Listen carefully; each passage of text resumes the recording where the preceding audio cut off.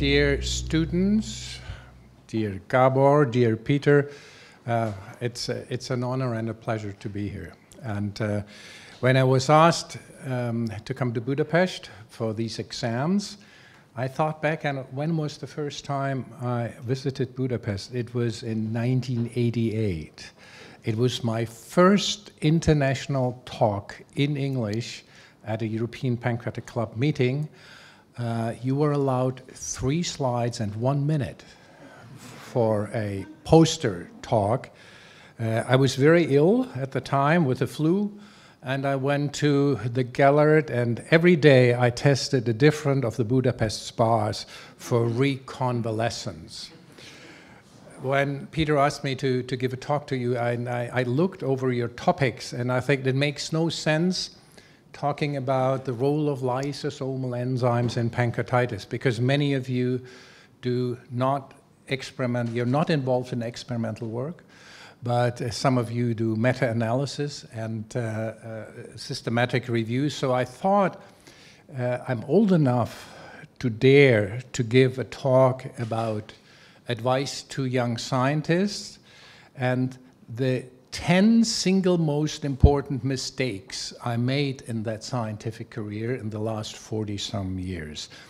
And I went through some photographs of myself to remember who I once was. And with each of these photographs, I tell you about one of the mistakes I made. This is me at the age you are about now, maybe a little younger. And you see me on the left. I'm starting my experimental work, operating rats in a basement laboratory in Freiburg. And in Germany, it's quite common.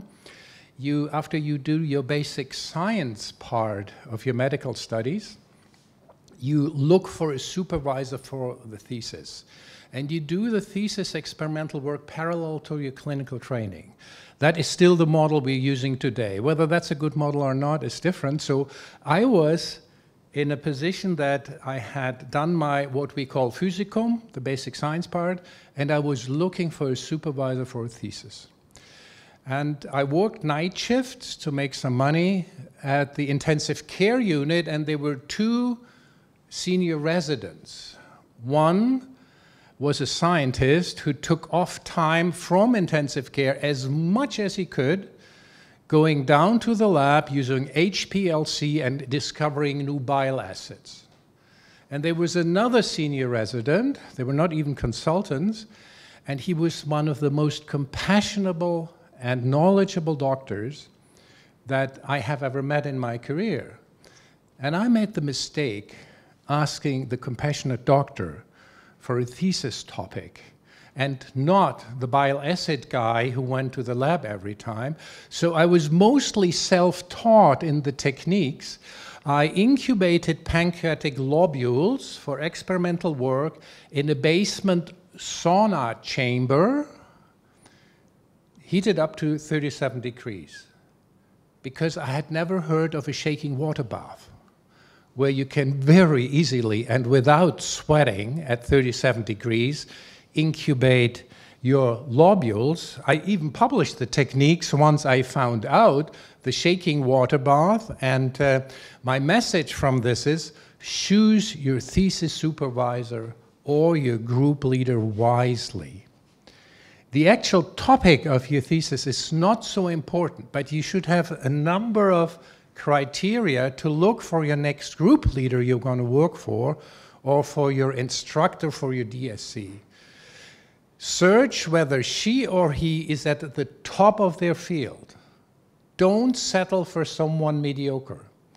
Go through their grants.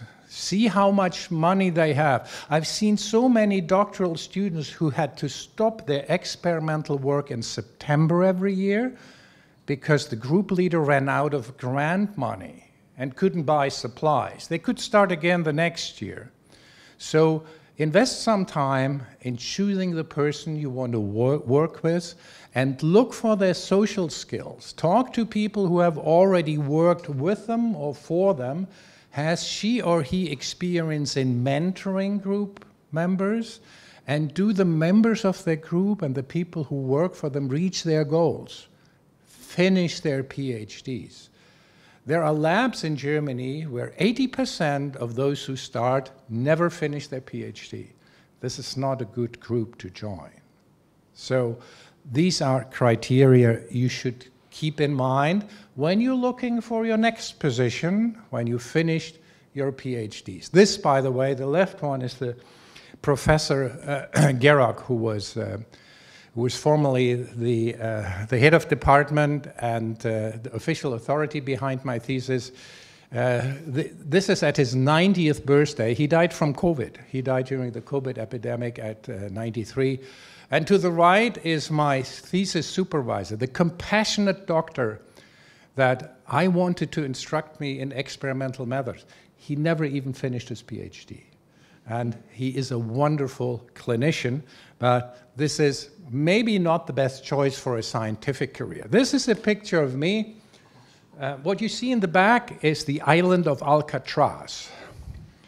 This is where Michael Steer and Ashok Saluja took us fellows. I was a fellow then in the United States, and I went out of Germany to train in scientific method in the Boston lab. The guy in surgical clothes in the middle is Michael Steer.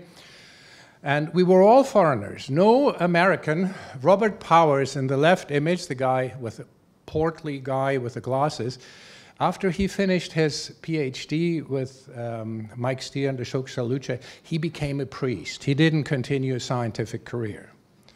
All others continued, but we were all foreigners in that lab. And my message from this image is the following: go out of your comfort zone. You have to take opportunities to learn about different countries. Mahmoud is an example who came to Hungary. There are 2 from Romania that have joined this group. Romanians in Hungary. I thought that Hungarian. I just remember these Transylvanian dances to remember this. Get out of your comfort zone. Go to other countries. The other thing is I learned from Michael Steer. Michael Steer put me on a project to prove a hypothesis. He had developed the hypothesis that lysosomal enzymes inside the pancreas activate trypsin and therefore cause pancreatitis. It's still a very interesting hypothesis. But he made me go from one model to the next model to the next model to confirm that hypothesis. You can never confirm that hypothesis. It doesn't make sense confirming a hypothesis. A hypothesis is merely the currently most consistent explanation for a set of observations or experimental results. A new observation tomorrow or the result of a next experiment may require you to formulate a new hypothesis that is again consistent with the available evidence. And that was formulated in a wonderful book. It's one piece of science philosophy I want to recommend to you. It's Karl Popper's Conjecture and Refutation. And he says, science works like this. You put everything together, you know, into a hypothesis. And your next experiment must be to challenge the hypothesis, to falsify it. Scientific progress is by falsifying hypotheses, not by confirming them. And when I went to Michael Steer and said, well, I don't see subtotal redistribution in the opossum model, his answer was, oh, it must be there. It must be in all models. You have a technical problem. No, I was onto something very exciting because I had falsified the hypothesis in one experimental circumstance, and the next step would have been to think about what would be the next experiment or how does the hypothesis be put together anew. So this is something I learned in a very painful way. He was an excellent scientist, but he tried to confirm hypotheses, and this is not how science progresses. This is me working in an electron microscope. I was, in my thesis, doctoral thesis, I was totally fascinated by the highly geographical arrangement of the pancreatic acinar cell.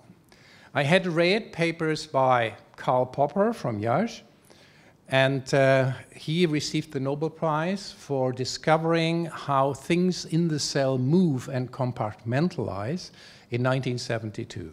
I found this the most exciting technology you could learn. So I went to different labs to learn it. I did a pathology residency or internship to learn electron microscopy. Then I went on to Milan to a student of George Palade, Jacopo Meldolesi, to learn immunogold labeling. Then I engaged in autoradiography for electron microscopy, where you see by autoradiographs where things move through the cells. That was a fascinating technique, and it never left me. I learned other techniques, but if you notice this paper, this is a picture from the last paper I used I used immunogold labeling, and the little gold particles inside an acinar cell in 30 minutes of pancreatitis is trypsinogen activation peptide. It shows you the activation of trypsin. The other one, the bigger gold labels, is LAMP, a lysosomal marker. So I was still pursuing that idea. But no one in 2020 publishes immunogold labeling anymore. It's a totally obsolete method for very, very specific questions. I have to tell you that this paper has, of course, 12 different figures. We developed a method for intravital fluorescence imaging of activity, a method we actually invented. So we progressed, and this was just a confirmatory method, but what I want to tell you is, even if you're fascinated by a technology and a technique, it's the question that drives your research, not the technology that drives your research.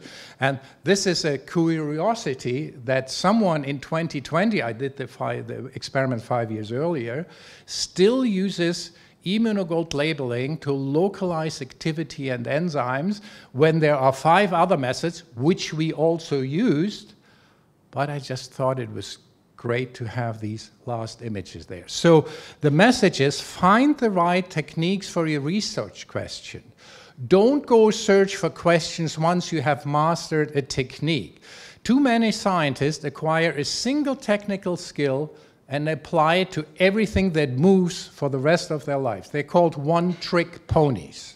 Yes? People learn HPLC and then they do put everything in the HPLC that they can come up with. This is not science.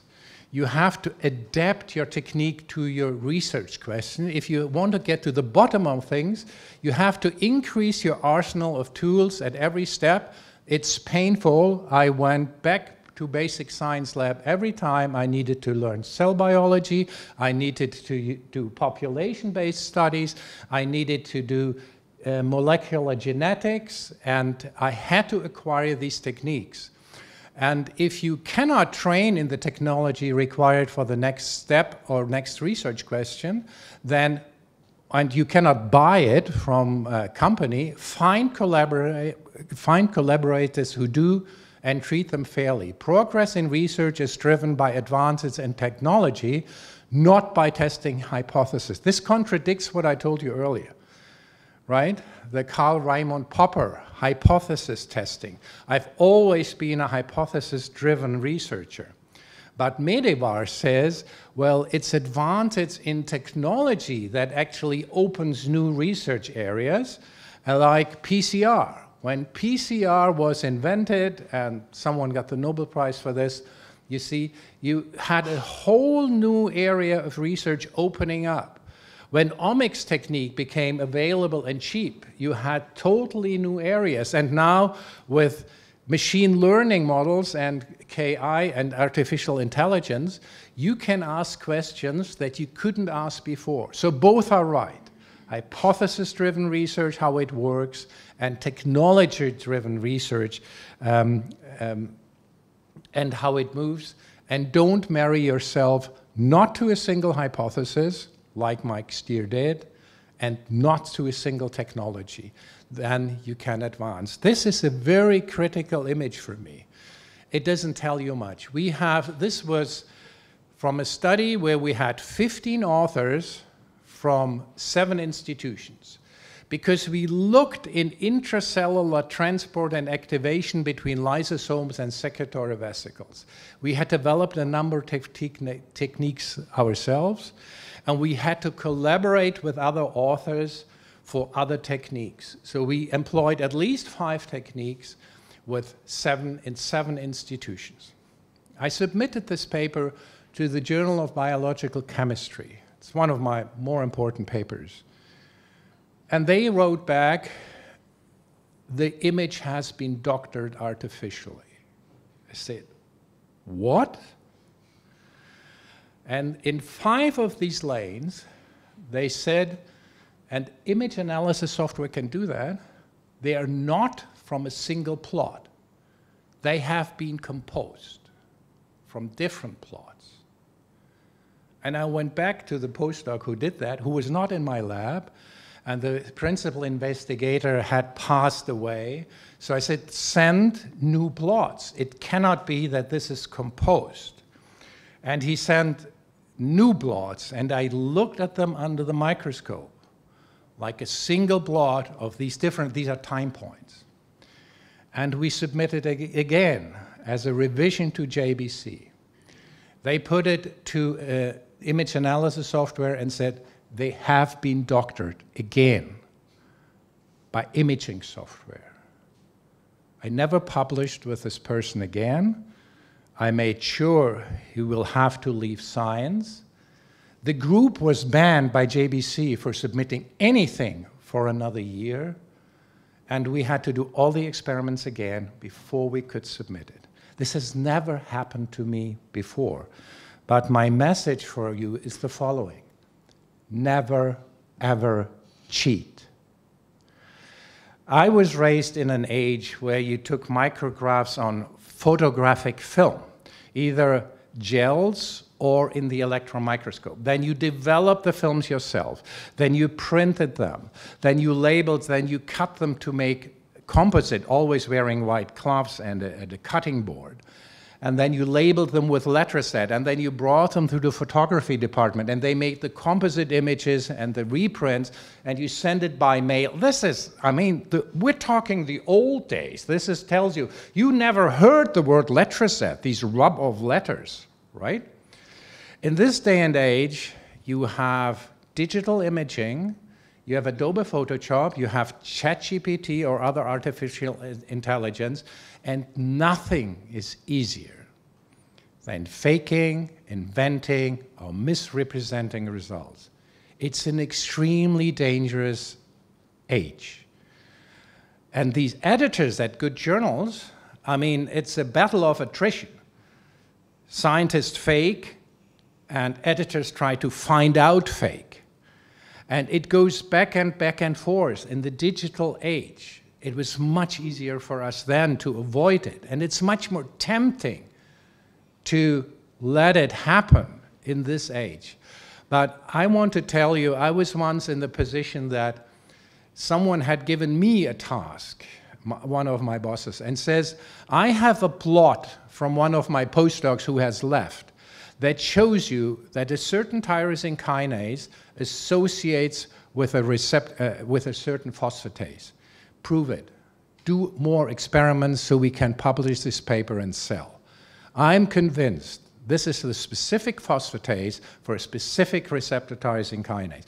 And whatever experiments I did, I couldn't find it on plots, and I couldn't find it on immunolabeling. I did electron microscopy, I did fluorescence microscopy. I couldn't reproduce this postdoc's result.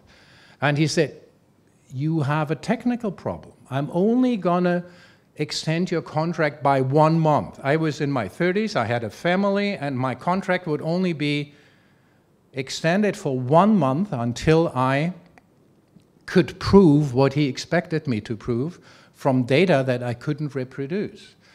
My only way out was giving a public talk in front of the whole Max Planck Society showing that these two proteins can never associate and can never be close to each other. Then the topic was through and I got my contract extended.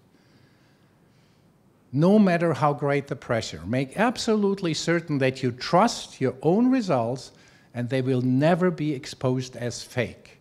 Whatever you publish, the interpretation may change. Even with your meta-analysis papers, the interpretation of them may change, but the data should be absolutely reliable. If they're important, people will reproduce them. Everything that ever has been important has been reproduced multiple times, and others should be able to reproduce your results. I'm giving a quote there by a paper we had in Gut more than 10 years ago, where Matthias Sandler, one of my smartest postdocs, showed that with TNF-alpha, you could induce not only apoptosis, which it is known for, but trypsin activation in pancreatic acinar cells. And I knew that 3 different laboratories had tried to do that and couldn't show it. And when he came with these data, I said, Matthias, this is such challenging result. Before we publish it, you have to find another lab where they reproduce it. And we did. We found another lab which has the same technology. So I asked for, I didn't ask for 5 or 15 reproductions because he could reproduce it in our lab easily. I asked for another lab to reproduce these data before I was willing to believe it, because it was for me groundbreaking news. And I knew it would be challenged. So make absolutely certain that your data are all right. Well, the photo to the right is, sometimes, I'm the father of 5 children, and when I teach or when I give presentations, this is Clemens, the youngest, and the picture on the left is when I first had my position in Münster. This is my first postdoc. I had lots of students, but I never had funding for my own postdoc. And I'm very proud to say this is Pascal from Haiti. She was my first postdoc. And always during my career, I did a lot of teaching. That's unusual in Germany. Research active professors, and I'm certainly one, try to buy their time out of teaching obligations to have more times to do research. And my advice to you is mentor and teach. The greatest legacy you can leave is a school of students like this one you have mentored and inspired. Those who continue to pursue your research interest, those who carry on the torch, those who regard you as a role model. I see someone here who may qualify for that. And those you see grow to become better than yourself. That's one of the greatest difficulties.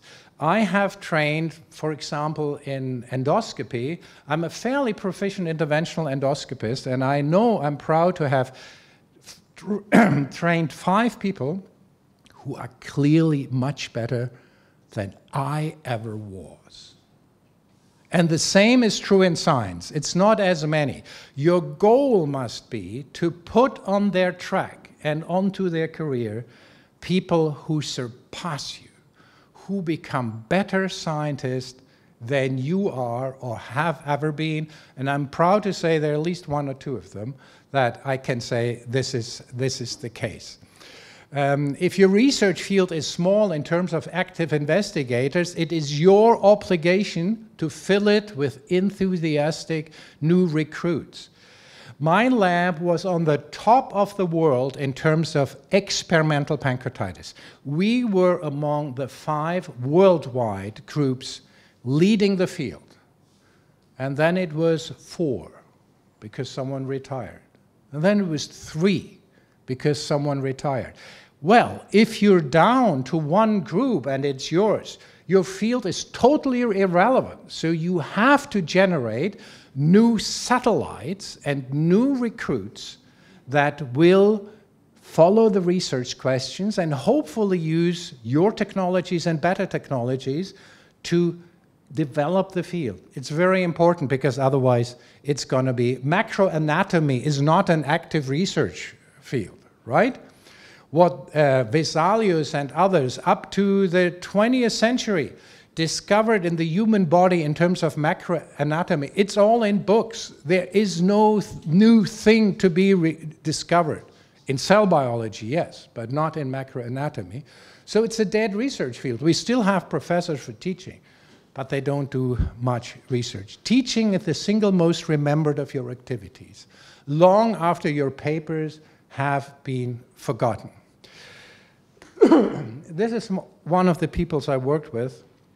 His name is Karl Ulrich, and he was in the 1990s. He was the most cited German researcher in the world and one of the most cited ever. Why am I showing this? Well, I'm having a crutch there because of a skiing accident. He was one of the most inspiring people. He was a very tough guy to work for, but he set an example for me, and I learned something very important for him.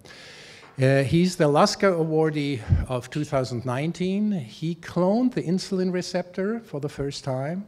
He cloned the EGF receptor for the first time, and from that developed trastuzumab for breast cancer, and that's where he got the Lasker Award for, and angiogenesis inhibitor sunitinib.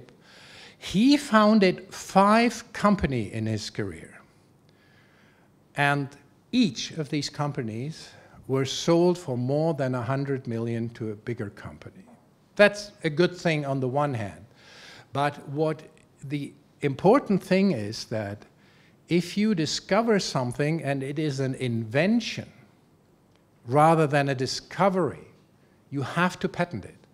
Like the Herceptin as an inhibitor of the molecule HER2 could only be developed into a drug for breast cancer affected women because it was patented and the company was spun out. Trastuzumab could only be developed because the genetic mechanism where the antagonist blocked was patented and spun out in a company. So only inventions with intellectual property will ever be developed into products that can help patients. If your goal, like my goal in life, was that your research results go from bench to bedside, and patients should profit from them, then you have to think in terms of patenting, and then you have to think in terms of founding companies to produce them and to turn them into a product. I did that when I left Karl Ulrich. 3 other postdocs and I were founding a company, and we couldn't agree on the shares. So the whole thing imploded. Later in my career, I founded a company, and I took it to California as a PLC. I had an investor, and the people I had to work with there were so, well, unserious. They turned this into an essay that my research was not meant for, and I thought it would damage my scientific reputation, so I pulled out of the company. Now I have, again, together with Julia Meile, discovered something which is an invention. A molecular signature, metabolite signature, that can distinguish between pancreatic cancer and pancreatitis very early in the development of cancer.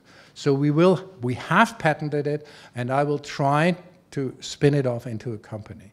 So think in these terms. It's a message I really learned, and I did too late. So these are me with 2 eminent pancreatologist. On the right side, you know this famous pancreatologist very well. His name is Robert De Niro. And this is at meetings. The white one, the left one is with Jeremy Wilson, an Australian, and the right one is with Peter Hedge. We are at a casino in Korea, and you can tell how long we've been gambling together in the pancreas field. My message from this is, what I really had to learn is build lasting relationships with partners. You're not a lone warrior in a fight against editors and grant agencies, but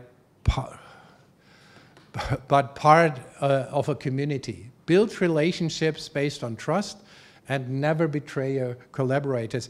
I had a very fierce competitor who was my age, who worked, when I worked in Michael Steer's lab, in another lab in Boston. And we use the same technologies, we researched the same questions, and after many years we both came back to Germany, so we both became junior professors, and at one point in his career he dropped out and went into a community hospital and left this line of research. I was so happy. I was the guy still standing and he was out. And very, very quickly, I regretted that deeply because I had no more competitor, at least not nationally. Internationally, yes. And cherish your competitors is my message. They are the ones who keep you grounded, and they keep you honest, and they challenge you. Without them, your field will not advance. If there are no competing groups or laboratories in the world, your field of inquiry has probably become irrelevant. So be happy about every competitor you have and cherish their challenge. And when you can, cooperate and collaborate with them. This is good for the development of the field. This was a little thing more than, well, 12 years ago. We were in Greifswald and our group had their first JAMA paper, real JAMA paper, and we celebrated with the whole group that was involved. And I have done that not often enough. If there is a big paper coming through, and there is Nature Medicine papers and Nature Communication papers coming up, celebrate. Get everyone involved, because these are landmarks in your life and your career, and I haven't done this often enough. My message is celebrate in your research, successes in your research deserve celebrating. There can be landmarks in your career and make you forget many a lost battle, and very important, give credit to your collaborators. Let them be leaders. I know people who, as group leaders, insist that they always occupy first or last place on a paper. That is not a good idea. You have to further the next generation and give them their due place and make them grow into leaders. This is an interesting story. I was at the Max Planck Institute, and the whole lab, which is in Munich, and the whole lab went to the Munich Oktoberfest. I don't know whether you've been, but it's a lot of heavy drinking and a lot of loud music. And we all had a little much to drink, and Munich has the last, it's a very traditional thing, the last flea circus in the world. They attach little fleas, only females, because they're 3 times the size of male fleas. They attach wires around their neck, and they train them little tricks, like pulling a chariot or turning a little umbrella and stuff like that. It's very interesting, very small, only 8 or 10 people can fit in there, and you need a magnifying glass to see them. And I asked the guy, well, I'm an electron microscoper, can you give me one of the fleas so I can make pictures for you? Scanning electron microscopy pictures. And he gave me a few dead ones, and I said, well, they're kind of dried up. I need a fresh one. And he said, well, here are 2 fresh ones, big females, but you have to feed them tonight on your arm so they can suck your blood when you want to fix them in the morning.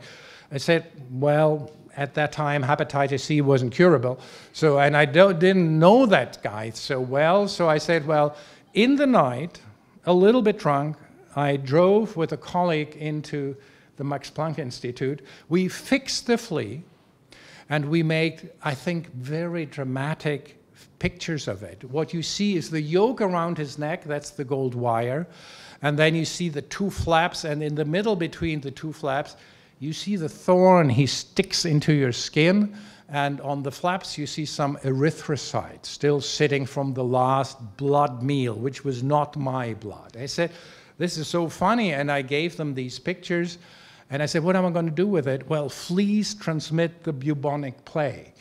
So we wrote a little article as a research letter, and about fleas being in the last circus flea. The article is called, it's at the Munich Oktoberfest and fleas transmit such and such disease, and we published it in the Lancet. The British have a good sense of humor, and they accepted that, and if you put it into PubMed, the only circus flea there is mine, and the technician who helped me do this. My message to you is science is fun. Someone gave Isaac Asimov quote before, science is fun. See the humorous side of science. Don't take your work overly seriously. Have fun doing science. There are very funny sides to science, and learn to appreciate them. They will make you better. And this is me. Well, this is a vanity. I have like 3 hobbies. One is going to the opera, which I will do tonight, thanks to Peter and Fanny. The other is sailing, and the third one is art. And my message to you is, get a life. Get a life outside of your work. You have to have passions, things that drive you, that are unrelated to your science and to your work. And what I learned is that if you have something like this, it does make you more creative. Not everyone is involved in opera and art history and sailing, so there are other hobbies you could get involved in. The person to the right whose head you're not seeing is someone who does Hungarian folk dance. So Hungarian folk dance, Transylvanian folk dances are a special treat. This is my last picture, and this is me. Unfortunately, the postdoc to the left was cut off. This is me with balloons. What am I doing there? We got a major grant of 5 million euro from the state. I worked in Greifswald. And the science minister wanted us to defend a project called Protein Pipeline for Endoplasmic Reticulum Stress in Liver Disease and Pancreatic Disease. Well, how do you inform someone who is not a scientist at all and has no inkling with science about protein stress in the endoplasmic reticulum under certain diseases? So we made balloons showing how proteins fold and unfold and what measures you have. Well, the little plastic box you see there has a little hole for proteins to come in and the big hole for proteins come out in the endoplasmic reticulum. And with 3 of my students, we developed a science slam. And this became a major hit for the students to show at different meetings, at different conventions, how you explain endoplasmic reticulum stress with balloons, with balloon inhibitors, with balloon proteins, between protein unfolding. And the best part was when we burst all the balloons. We did that with a needle for when it destroys the cell. So my last message to you is learn to explain your science to your grandmother. It's very important. It's really not funny. The general public is funding your research through taxpayers' money. And they need to understand what you do, why you do it, and when it serves the greater good and the country and the world. You have an obligation to explain science. Science transmission, science news is becoming more and more important. In an age of fake news, we are under an enormous obligation to explain to the public why what we do is important and what science means. And the best way to do is learn to describe what you do and why you are enthusiastic about it to your grandmother or your Uncle Imre or to someone in your family who has inkling of science. And science slams is just one way of doing that, and I think it's a great way. Very late in my career, and I had always had a group of 5 or 6 students, I made learning a course in how to make a science slam compulsory for all of them, and they loved it. And this concludes my remark. Thank you for having me here, and have a great life in science. Thank you very much.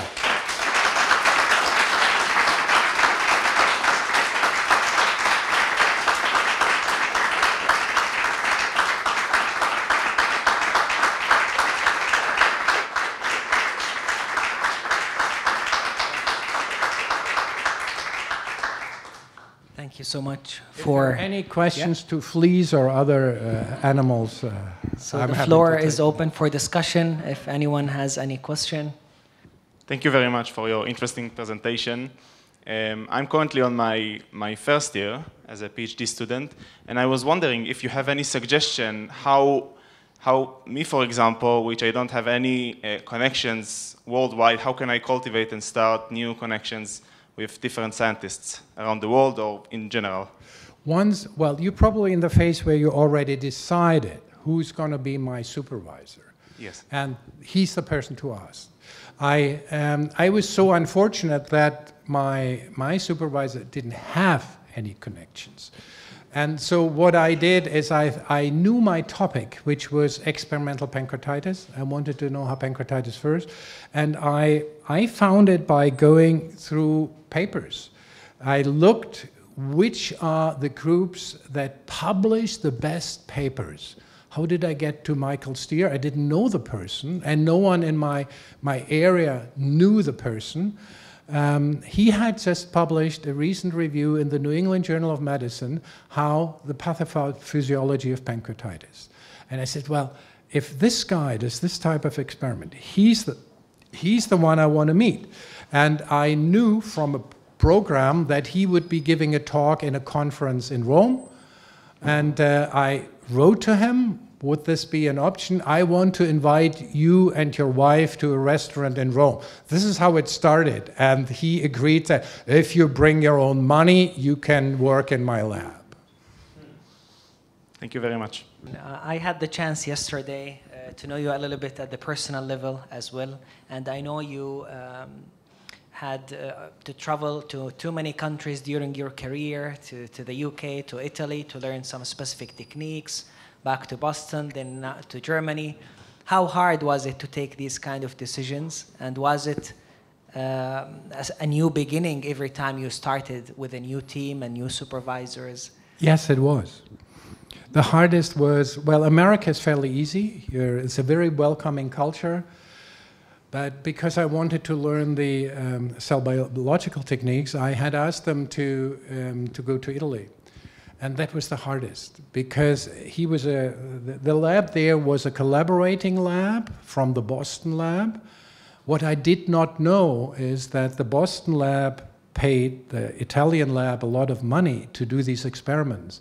And if I was sent over and would learn these techniques, the Italians would no longer be paid because I could do them in Boston. I didn't know all this. So I was as welcome as a fart in a sleeping bag when I arrived there. So I really had to prove that I could do serious things, that I was very diligent and hardworking, and I had no Italian. And everyone told me, well, everything is in English, you can do everything in English. After 3 months, I had to give my first presentation in Italian. You do that by watching a lot of TV, Italian TV, and by having the technician in the lab write everything word down you're going to say, so you can kind of read it off. It is hard, but you learn so much of it. I still have friends in Italy from that period of time, and it can be hard immersing yourself into a not welcoming culture. But it's immensely gratifying and educating, and you prove your mettle if you get through it. Other countries are much easier. Italy and France are not, but the UK or the US or Canada or Australia are very easy. Yes, as Markus is here. So, I mean, he saw your presentations and so just easy. I mean, write him a letter, and then he will help you to find a good place. I mean, actually, I mean, this is joking, because Peter Hay is very good at supporting people too. But now you are a part of a much wider environment. I mean, having guys like Markus and all the others. And then you have to go to meetings, of course. I mean, that's very important that you go to your scientific conferences. That's right. That's where you see the people. You see how they present. You see how they treat their postdocs and students. And meetings are a very good place to shop around and make yourself introduced to these. And when you have an option and you want to go abroad to another lab. Yeah, the other thing, thank you so much, Markus, for coming here. Thank you so much. Thank you, Gabor.